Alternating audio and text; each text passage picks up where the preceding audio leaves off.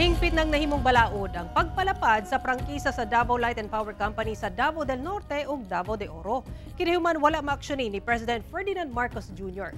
Pero ang Northern Davao Electric Cooperative o Nordeco gibarugan nga unconstitutional kini. Ani report ni John D. Esteban.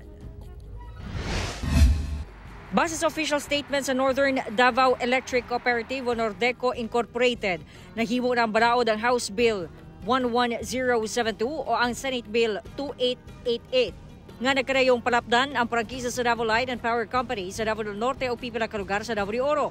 Wala may pirma o gibito ni President Ferdinand Marcos Jr. ang maong balaod noon niadtong April 6. Aban, automatic ni nga mahimong balaod kung dili maaksyonan sa Pangulo human ang 30 ka adlaw sukad sa pagtransmit niini sa Kongreso.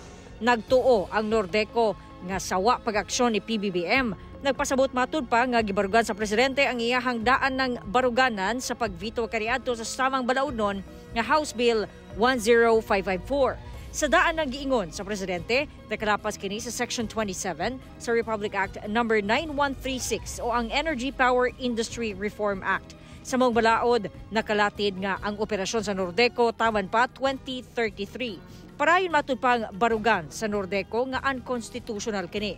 Sa karon magpadayon daw gihapon ang ilahang serbisyo sa katawhan. Samtang ang Davao Light wala pa makadawat og opisyal nga komunikasyon gikan sa Office of the President.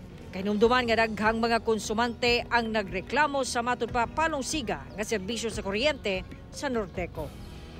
John D. Esteban, One Mindanao.